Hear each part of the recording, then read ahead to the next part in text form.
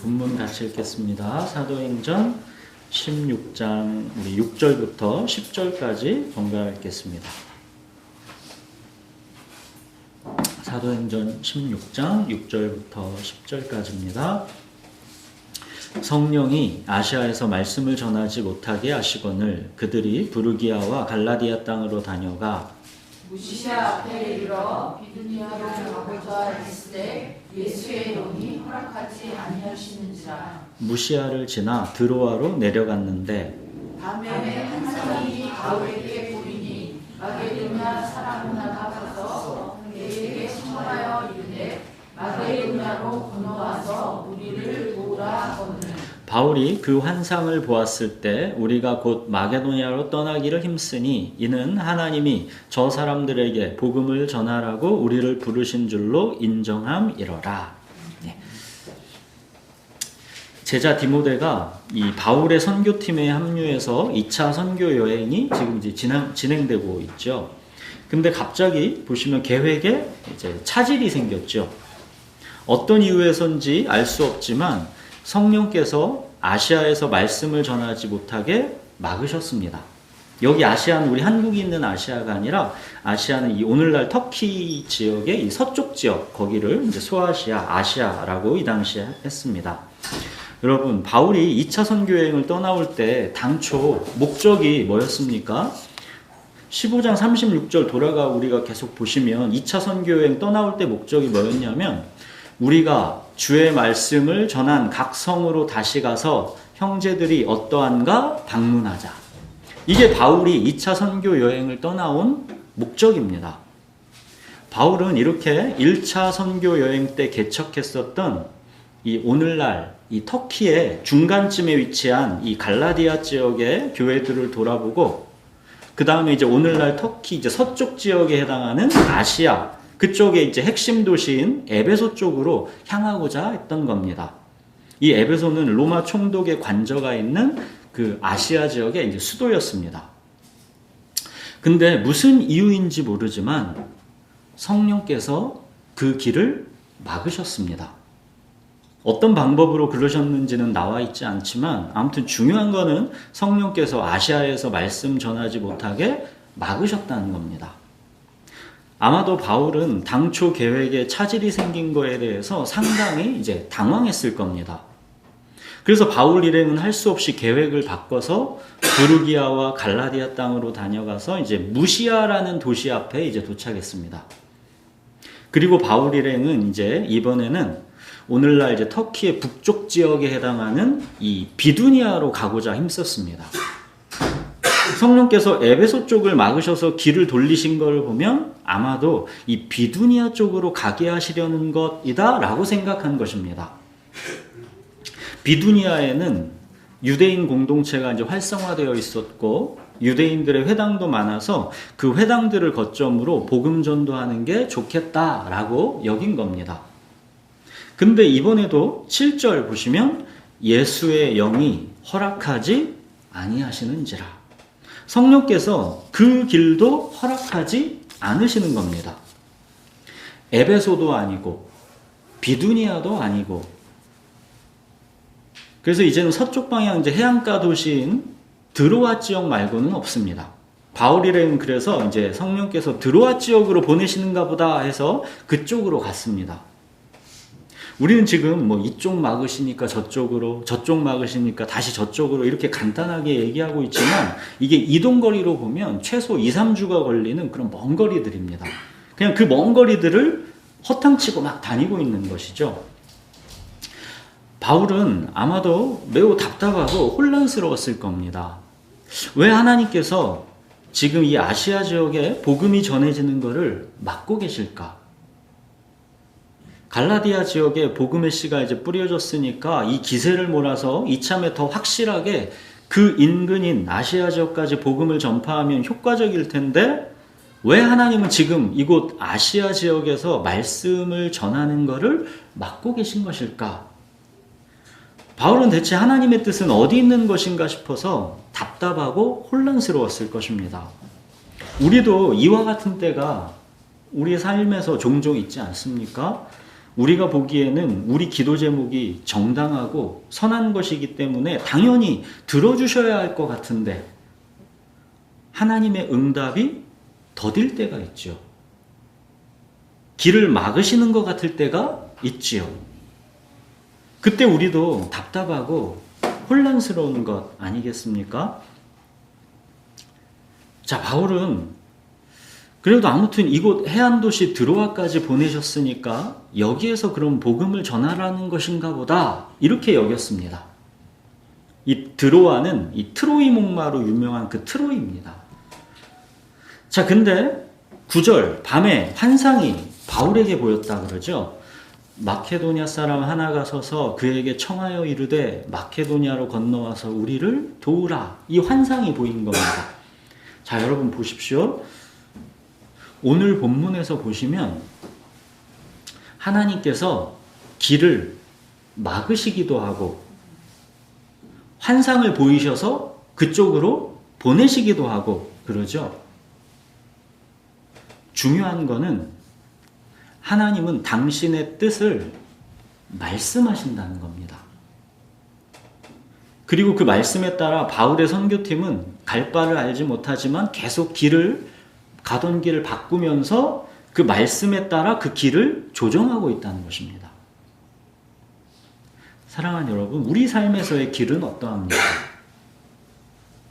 우리는 삶에서 하나님의 말씀을 듣고 그 말씀에 따라 때로는 우리가 가던 길을 멈춰 서기도 하고 또 때로는 그 말씀에 따라 갈 바를 알지 못하지만 나아가기도 하느냐는 겁니다.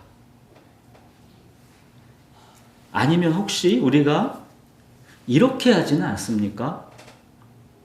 하나님, 저는 저의 적성과 저의 재능을 고려해 봤을 때 이 길이 딱 맞고 좋아 보입니다. 아무래도 이 길이 저의 길 같습니다. 저는 이 길로 열심히 나아가겠습니다. 하나님께서 이 길을 인도해 주시고 축복해 주십시오. 그러니까 하나님을 구체적으로 말씀하시는 하나님으로 여기지 않고 마치 어떤 공기처럼 어떤 에너지처럼 그리고 기운처럼 느끼는 것이죠. 이거는 뭐예요? 내가 앞서서 나아갈 테니까 하나님께서는 내 뒤를 따라오시면서 좋은 기운과 에너지로 내 길에서의 문제들, 걸림돌들을 해결해 달라라는 것이죠. 여기서 조금 더 나가면 우리는 이런 삶의 방식을 취하면서 이걸 믿음이라고 하기도 합니다. 어떤 거냐면 하나님, 저는 이 길이 마음에 듭니다. 이 길로 최선을 다해 열심히 달려가 보고자 합니다. 만약 내가 가는 이 길이 하나님 뜻이 아니면 하나님께서 알아서 막아주십시오. 이게 꼭 믿음처럼 보이지만 이건 믿음이 아니죠. 이거는 자기가 하고 싶은 대로 자기의 길을 선택하고 달려가면서 그 책임은 하나님께 떠넘기는 것이죠. 여러분, 둘 다 주도권이 지금 누구에게 있는 겁니까? 하나님이 아닌 나에게 주도권이 있는 것이죠. 여러분, 그러나 목자와 양의 관계는 어떠해야 하는 겁니까? 주님이 우리의 목자이시고 우리는 양인데 목자와 양의 관계는 어떠해야 하는 것입니까? 목자가 길을 정하고 목자가 앞서가는 것이지요. 양은 그 목자의 음성을 듣고 목자의 뒤를 따라가는 것이지요. 예수님이 그러셨죠. 내 양은 내 음성을 들으며 나는 그들을 알며 그들은 나를 따르느니라. 이게 목자와 양의 관계입니다. 그래서 우리 교회 이름도 따라가는 교회인 것이죠. 사랑하는 여러분, 하나님은 말씀하시는 하나님입니다. 어떤 삶의 원리를 정해두시고 좋은 기운과 에너지로 도와줄 테니까 그 원리에 따라 우리 각자들 알아서 잘 살아보라고 하시는 게 아니라 하나님은 우리와 함께 하시면서 우리의 삶 가운데서 계속 말씀하시는 하나님이십니다. 여러분, 하나님이 말씀하시는 그 말씀의 내용도 중요한 것이지만 그 내용보다도 더 중요한 것은 그 말씀을 하시는 하나님 자체입니다. 하나님 자체가 말씀하시는 하나님이라는 게 중요한 것입니다. 하나님은 우리와 함께 하시면서 말씀하시는 하나님이시라는 것. 그냥 우리 보고 잘 살아보라고 하시는 게 아니라 하나님이 우리와 함께 하시면서 말씀을 하신다는 겁니다. 하나님은 그렇게 우리의 동행하시면서 친밀한 관계로 함께 살아가기를 원하신다는 것이죠. 이게 중요한 겁니다. 하나님은 이렇듯 우리 삶 가운데서 우리와 함께 하시면서 구체적으로 말씀하시는 하나님이신데 우리는 하나님을 그냥 어떤 추상적인 존재로 생각하고 만다는 것입니다.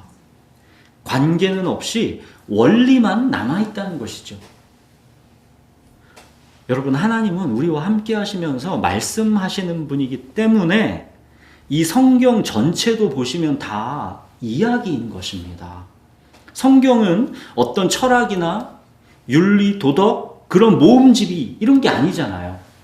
성경은 그 큰 줄기가 다 역사 속에서의 이야기입니다. 지금 이 사도행전 우리가 나가고 있는 것도 예수님이 부활하시고 나서의 AD 30년에서 한 60년까지의 이 30년간의 기독교 초기 역사의 이야기이죠. 성경은 큰 줄기가 이야기입니다. 하나님은 구체적인 역사 속에서 이 구체적인 우리의 삶 가운데서 말씀하시는 분이기 때문에 이야기로 되어 있는 겁니다. 우리가 이 성경에서 어떤 철학적인 원리, 윤리, 도덕적인 교훈 찾아내가지고 우리가 알아서 그 철학, 그 윤리, 그 교훈대로 살아보라고 하는 게 아닙니다.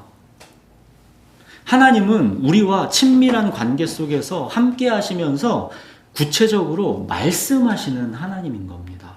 시시콜콜하게 구체적인 우리의 삶에 관심을 갖고 계시는 거고 그 삶 가운데서 하나님이 말씀하신다라는 것이죠. 자, 그렇다면 여러분, 이제 궁금하죠.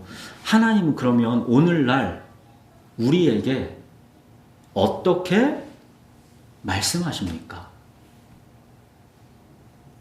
양들인 우리는 어떻게 목자의 음성을 알아듣고 목자의 뒤를 따라갈 수 있는 것입니까? 여러분, 하나님께서 우리의 삶 가운데서 말씀하시는 방법은 일반적으로 4가지입니다. 우리 안에 계신 성령께서는 이 4가지의 채널로 우리가 하나님의 뜻을 분별하고 하나님을 경험하며 살아가도록 그렇게 도우시고 인도하시는 겁니다. 이 4가지가 뭡니까? 성경, 기도, 환경, 교회. 성경, 기도, 환경, 교회. 성령께서는 일반적으로 이 4가지 채널로 우리에게 하나님의 뜻을 말씀해 주십니다. 예수님이 그러셨죠. 보혜사 곧 아버지께서 내 이름으로 보내실 성령, 그가 너희에게 모든 걸 가르치시고 내가 너희에게 말한 모든 걸 생각나게 하리라. 우리 안에 이제 성령을 보내주셨습니다. 우리 안에 계신 이 성령께서 성경, 기도, 환경, 교회라는 이 일반적인 4가지 채널을 통해서 하나님의 음성을 우리에게 들려주시는 겁니다. 우리가 하나님의 뜻을 구하면서 기도할 때, 여러분 기도해 보셨죠? 기도할 때, 자, 늘 보던 성경이지만 성경 말씀이 기도 응답으로 길을 보여주시죠. 그리고 우리가 삶에서 마주하는 우리의 환경이 하나님의 뜻을 분별할 수 있도록 예상치 않게 어떤 길이 막히고 또 어떤 때로는 새로운 길이 열리기도 하지요. 그리고 교회에서 듣는 설교, 교회 공동체에서의 교제, 형제 자매들의 권면, 이런 걸 통해서 하나님의 뜻이 보이기도 하는 겁니다. 이렇게 성경, 기도, 환경, 교회를 통해 우리 안에 계신 성령께서 하나님의 뜻을 가르쳐 주시고 생각나게 해주시는 겁니다. 하나님께서 당신의 뜻을 명확하게 이제 보이셔야 할 때는 성경, 기도, 환경, 교회 이 네 가지 채널이 막 활발하게 어떤 한 가지 하나님의 뜻으로 모아지기도 하는 겁니다. 성경, 기도, 환경, 교회 이 네 가지가 마치 막 퍼즐 조각처럼 딱딱딱 맞아가지고 한 개의 그림으로 막 통합되는 것이죠. 그러면서 우리가 하나님의 뜻으로 분명하게 확신할 수 있게 해주시는 거죠. 그게 우리가 하나님의 음성을 들어가는 것입니다. 이렇듯 성경, 기도, 환경, 교회 이 네 가지가 하나님이 말씀하시는 일반적인 채널인 것이고, 근데 오늘 본문에서 보시면 그런데 일반적이지 않은 특별한 방법, 환상을 통해서 말씀하고 있죠. 하나님께서 바울에게 환상을 보이신 겁니다. 여러분, 하나님은 오늘날은 성경, 기도, 환경, 교회를 통해 당신의 뜻을 충분하고 온전하게 다 보이십니다. 환상으로 보이셔야 할 만큼 오늘날 우리 시대에는 그렇게 특별하고 예외적인 경우는 거의 없다고 보셔도 됩니다.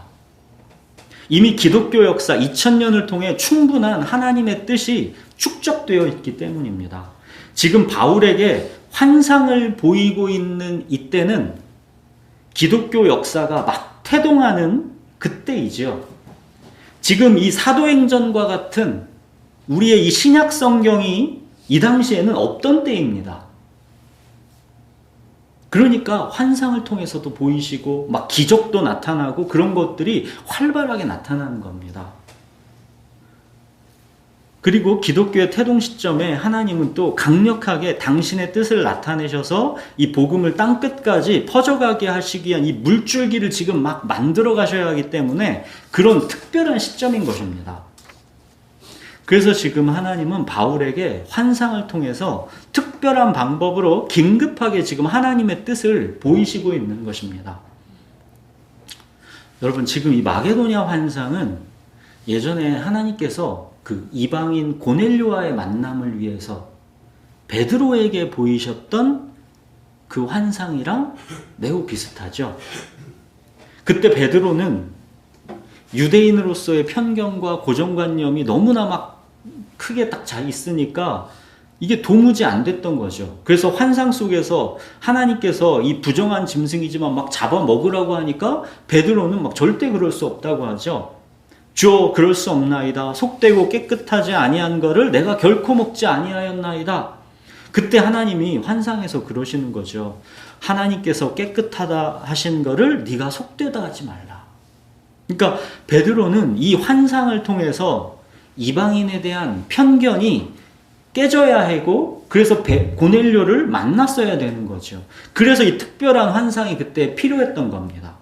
마찬가지로 바울도 그동안 자기는 전혀 생각해보지도 않았던, 전혀 복음전도 계획 속에 염두에 두지 않았던 유럽 쪽으로 하나님은 지금 환상을 통해서 그 길을 보여주신 겁니다. 베드로의 고넬료 환상에서는 유대인과 이방인의 벽이 허물어지는 특별한 순간이었던 것이고, 또 지금 이 바울의 마게도냐 환상에서는 아시아에서 유럽으로 복음의 물줄기가 건너가는 지금 특별한 순간인 것입니다. 그동안에 익숙했던 고정관념이 워낙 견고해서 환상이 아니면 그 틀에서 빠져나오게 하실 수가 없었던 것이죠. 자, 지금 바울은 이제 아시아 서쪽 끝에 있는 것이고, 이 마게도냐는 바다 건너 유럽이 이제 시작되는 곳입니다. 그곳은 바울의 계획 속에서 전혀 염두에 두지 않았던 곳입니다. 바울의 계획 속에 있던 복음 전도의 최선은 아시아까지인데 갑자기 하나님은 유럽 쪽으로 보내시는 겁니다. 바울은 아마도 이때까지는 자기 평생의 복음 전도 사명에 유럽 땅은 없었을 겁니다. 저 멀리 유럽 쪽은 그야말로 너무나도 낯선 곳이고 바다 건너 대륙이 달라지는 완전히 새로운 지역인 것이죠. 여러분, 우리 인생 가운데서도 우리의 삶의 길을 확 바꿔버리는 이런 고넬료 환상, 마게도냐 환상 같은 이 특별한 사건이 발생하기도 합니다. 오늘날 우리에게는 이제 환상이라기보다는 어떤 특별하고 강력한 환경 변화로 나타나기도 하는 것이죠. 전혀 생각과 계획 속에 없던 일들이 내 삶에 갑자기 발생해서 그동안 가던 일을 확 바꾸어 놓게 되는 것입니다. 어떤 사람들은 갑자기 사업이 망해서 하나님의 부르심으로 새 길을 찾게 되기도 하고, 또 어떤 사람은 갑자기 죽을 병에 걸렸다가 기적적으로 나아서 하나님이 부르시는 새 길로 들어서기도 하고, 또 어떤 사람은 거꾸로 건강하다가 사고가 갑자기 나서 장애를 갖게 되었기 때문에 하나님이 부르시는 또 새 길로 들어서는 사람도 있습니다. 우리 따라가는 교회도 마찬가지 아닙니까? 이건 우리 중 어느 누구 계획도 아니었죠. 진짜 어느 날 갑자기였습니다. 저 개인의 경우만 봐도 문득문득 제가 지금 왜 이러고 있는가 신기할 때가 많습니다. 그동안 제 인생의 계획 속에 전혀 없던 일입니다. 근데 지금 5년째 왜 이게 이러고 있는지 돌아보면 그저 신기할 뿐인 것이죠. 여러분, 하나님은 이렇듯 고넬료 환상처럼 마게도냐 환상처럼 어떤 때는 정말 생각지도 않은 방법으로 찾아오셔서 우리의 그동안에 익숙했던 상식의 세계, 내가 갇혀 있었던 그 아래 세계를 깨뜨리고 나오게 하시기도 하는 것입니다. 자, 이제 10절 보십시오. 바울이 그 환상을 보았을 때 우리가 곧 마게도냐로 떠나기를 힘쓰니 이는 하나님이 저 사람들에게 복음을 전하라고 우리를 부르신 줄로 인정함이로라. 1차적으로 이제 바울이 환상을 보았고, 이제 선교팀 전체가 하나님의 뜻을 거기에서 이제 확신하게 된 것입니다. 자, 여기 10절에서 보시면 사도행전에서 이제 처음으로 못 보던 단어가 등장합니다. 그게 뭐냐면 10절에서 보시면 우리입니다. 여기에서 이제 사도행전에서 처음으로 그 주어가 우리로 바뀌는 겁니다. 이 말이 곧 뭘 의미하겠습니까? 사도행전의 저자인 누가 있죠? 이 누가가 바로 여기 드로아에서 바울의 선교팀에 합류하게 되었다라는 것을 말하는 것입니다. 마게도냐 환상이 있기까지 바울의 선교팀은 막 여기저기로 길을 답답하고 혼란스럽게 막 옮겨 다녔지만 그 결과 여기 드로아에서 이 사도행전의 저자가 되는 이 누가가 이제 합류하게 되는 것이죠. 우리가 알거니와 하나님을 사랑하는 자, 곧 그의 뜻대로 부르심을 입은 자들에게는 모든 것이 합력하여 선을 이루느니라. 자, 이렇게 사도행전의 저자인 이 의사 누가가 이 드로아에서 바울의 선교팀에 합류했고, 드디어 그들은 이제 배 타고 유럽 쪽으로 건너가게 되는 겁니다. 지금 바울을 비롯한 어느 누구의 계획에도 지금 없던 일이죠. 그 일을 지금 성령께서 주도하고 계신 것입니다. 그래서 사도행전을 성령행전이다 라고도 하는 것이죠. 복음 전도를 주도하시는 것은 성령이신 것입니다. 이렇듯 하나님께서 미리 아신 자들, 미리 정하신 자들, 영생을 주시기로 작정된 자들을 성령께서 주도하셔서 찾아가셔서 부르시는 겁니다. 성령께서 지금 유럽으로 향하고 있는 겁니다. 사랑하는 여러분, 오늘 마게도냐 환상, 이로 인해 처음으로 유럽 땅으로 복음이 들어가게 되는 것, 이거는 우리 인류 역사에서 굉장한 사건입니다. 역사학자 아놀드 토인비가 이런 유명한 말을 남겼습니다. 아시아 드로아에서 사도 바울을 태우고 유럽의 마케도니아로 가고 있었던 그 배 한 척이 유럽의 역사를 바꾸었다. 그 배는 유럽 문명의 미래를 안고 가던 배였다. 이게 이제 아놀드 토인비 그 역사학자가 했던 말입니다. 바로 지금 이 마케도니아 환상을 통한 이 유럽을 향한 복음의 첫걸음으로 인해서 이 유럽의 그리스와 로마 지역에 복음이 뿌려졌죠. 그 복음은 비록 수많은 박해를 당했지만 그 박해 속에서도 계속 확장됐죠. 결국 마침내 313년에 로마 콘스탄티누스 황제 때 이 밀라노 칙령으로 기독교가 정식으로 공인되게 되는 것이죠. 그때부터 기독교는 전 세계의 이제 주류 종교로서 폭발적으로 성장하게 되는 것이죠. 그 첫 발걸음이 지금 이 드로아에서 배 한 척이 성령이 보내심으로 유럽으로 떠난 것, 이게 그 첫 걸음입니다.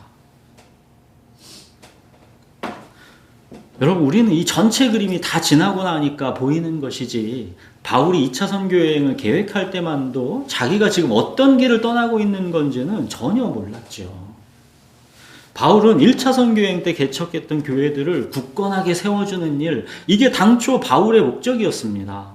더 나아가서 아시아 지역의 에베소를 거점으로 복음을 더 진전시켜야겠다라는 것, 여기까지가 바울의 목적이었습니다. 그러나 성령께서 막으시고 길을 받고 또 막으시고 마침내 마게도냐 환상을 통해서 바울의 눈을 열어서 하나님의 뜻을 보게 해주신 겁니다. 우리가 바울에게서 배우게 되는 것은 하나님께서 보내신 길을 우리가 다 이해하고 가지는 못하지만